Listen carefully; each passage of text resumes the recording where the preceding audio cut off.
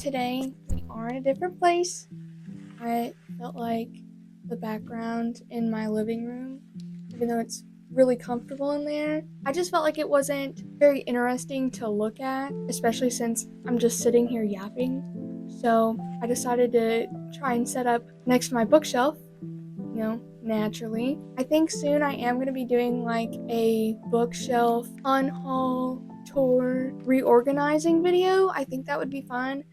It's just not going to be right now because I just got off the gym, so I'm kind of tired. I was also planning on putting out a video where I was like digitally detoxing my Goodreads want to read list, but after I edited the entire thing, my audio sucked and it was really boring, so I'm gonna do something else. And so that's why today I'm going to talk about how my reading habits have changed since I got rid of social media. And it's been almost 2 months since I deactivated my accounts, and I only used like TikTok and Instagram and Facebook, and that was really it. Like, I scroll other stuff, obviously. My phone's pretty empty now, and I think that it's been a pretty positive influence on me, so I thought that might be something people might be interested in me talking about. So I'm not really missing using it all that much anymore. The first couple of weeks, like the first 2 weeks, I just felt really bored and kind of restless.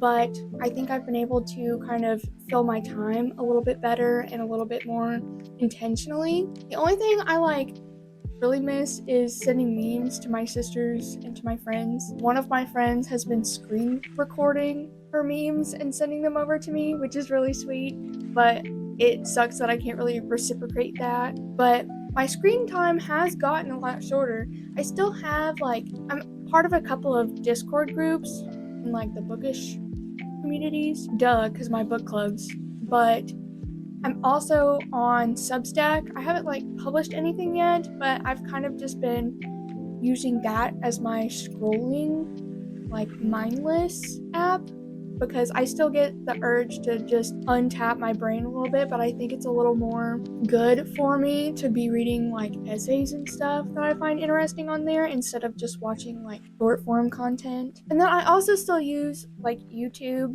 but I watch long form videos on the treadmill and stuff too. I still have an average of 2.5 to 3.5 hours on my phone for a week, but it just feels a lot more intentional than automatic. And so, how has this really influenced my reading? So, firstly, I feel like I'm able to pay a lot more attention to it, not only for longer periods of time, but more critically. And I feel like I can really engage more with the text because of that. And of course, that could also be because I'm making these videos. I do want to think that there is some correlation. And I think I have been getting better at articulating my thoughts and having more to say about a text in my videos, and I hope that's showing through, especially since I'm not directly focusing on plot summaries anymore. I would like to think that there is some correlation there also with the time I'm not on my phone. Oh, it's almost been 3 months since I deactivated my accounts. I deactivated them on the 23rd of April, and at the time of filming, it's the 21st of July. But in the last 2 months, I have averaged one more book than previously. I'm getting 5 books per month, which I know isn't going to always be the case, especially because I did read some pretty short books like The Seas in May and Fever Dream in June. I do feel like I'm able to use my time a lot better, and that I actually feel like reading for several hours at a time, which I read at work. I only take 30-minute breaks so that I can get off a little bit earlier in the day. Reading at work kind of prolongs that, so I really prefer reading in long bursts. So it only takes me a couple of days, really. But I do feel like I can focus a lot better on that. My mind's not wandering as much, and I can also notice things in a sense. But kind of getting more into the screen time, I originally gave myself a timer on all of the apps, and so it wasn't just per app. And so I could only use that social media for 2 hours per day. And I was using Opal, so it was a lot more like annoying and embarrassing to have to go into the app and be like, please give me my phone back. So I just wouldn't do it. Whenever I wasn't getting kicked off as much, I went ahead and I added another timer to TikTok specifically because it's really easy to get into that scrolling motion.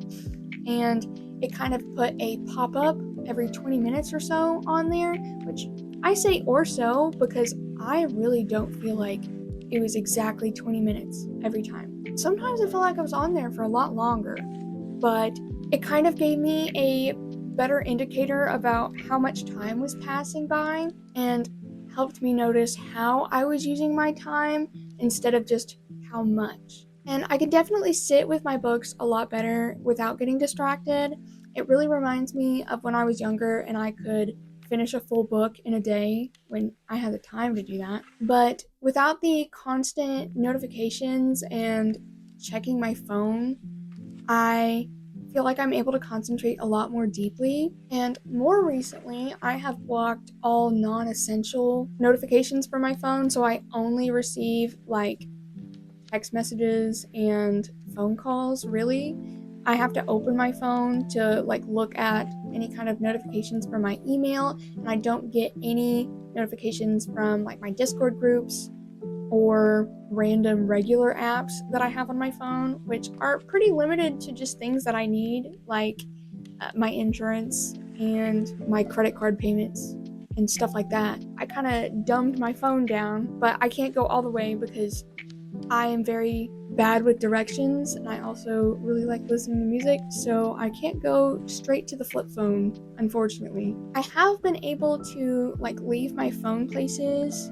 Like I'll leave it at home if we're going to the store, or I'll leave it in another room when I'm working on something. And sometimes, especially within like the last couple of weeks, that's been kind of unintentional. And it's been really nice not having the constant weight of having it. And it's also really helped my anxiety about not having it because I feel very anxiously attached to my phone because it has, all of my personal information. It has all of the pictures of my family and my cats. And I just feel like I'm going to miss something if I don't have it. And it's been really rewarding to be able to get away from that, if that makes sense. Because I've had a phone since I was 9, not a smartphone, which I think was very good for me. I didn't actually get a smartphone until I was 16, and I didn't have any internet before that. So I really do think that that was good for me because I could really understand the hold that my screen had on me. I've been writing more, I've been crocheting more, and I've been thinking about picking up drawing again, which I haven't done since I took a couple of courses in college, but it is something that I used to do really frequently when I was younger. I would just sit in the floor and paint and draw for hours. My life just feels a lot slower. Like I feel more appreciative. My time after work feels like it lasts a lot longer. I can enjoy it a lot more. I feel more present.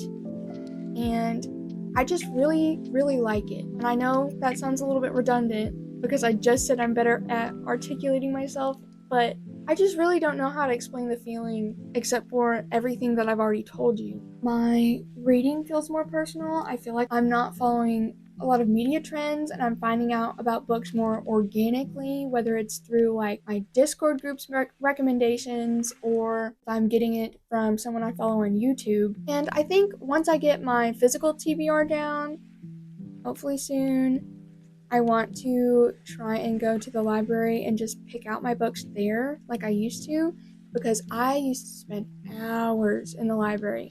My library was really small growing up until I could get to the other one in the city. There was a lot that I just read because that's all we had, and I kind of want to get back into being in that kind of environment, especially since I don't go out all that much. And obviously, being off my phone has helped me do a lot of reflecting, I'm just finding that I am liking myself and liking my life a whole lot more since I've been able to kind of put it down and take it in through my own face. Since I'm not curating how I want people to perceive me online, minus YouTube, of course, I feel overall less performative. Like, I can enjoy moments without thinking about how they'll look on my Instagram, which I only post on my Instagram like 2 or 3 times a year. But whenever my anniversary comes around, why am I making posts about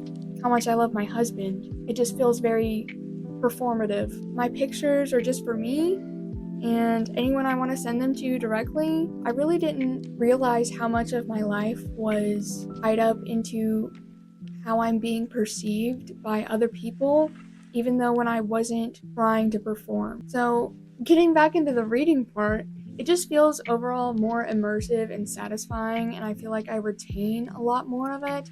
This is also probably because I've been writing about what I've been reading. I've been doing kind of a little book journaling, but since I've started my videos in January, I do feel like I'm a lot more cohesive and I feel like I speak a lot more naturally, which obviously just comes with the repetition of sitting in front of my phone camera. It's nice feeling like I have more to say than I liked it or I didn't like it. So I hope that's showing through in my videos for you guys. Letting go of that has really made space for something quieter, but more satisfying and more real and more fulfilling. Sorry I didn't go into a lot of the reading, but I'm sure I'll have more to say when I have more time gone through. I feel like there's only so much you can say about how reading changes when you're off your phone. Like, I still have other things that I do. I don't just read all the time. Like, I play video games with my husband. I like to write. I like to crochet. I like to watch YouTube. This is like a last minute video, so I'm sorry it's not that long. Sorry it's not, only about books. But you will be seeing me in front of this bookshelf more because I think that'll be more fun, and I think I like that background a lot more than my empty walls behind my couch. Which, the only reason I have them like that is because my cat will literally tear my pictures off the walls if he's wanting to eat or wanting attention. Like, I literally have to stick stuff to my walls for him to leave it alone. And this is the culprit. Next time you see me, I'm going to be going over the books that I'm reading in July. So far, I have finished Devil House, The Simple Art of Killing a Woman, and The Dream Hotel, and I currently have started The Starving Saints by Caitlin Starling. So I hope you'll join me in 2 weeks when I get that video up, and I hope you like this one. Let me know if you've been thinking about getting off of social media or if you've had any good experiences taking time away from it, and I hope you'll try it. If you haven't, thank you for being here. Have a good day wherever you are, and I hope to see you in the next one. Also, I am sorry if this seems kind of all over the place. I'm kind of just talking, like I have a loose script of what I'm saying. Okay, bye.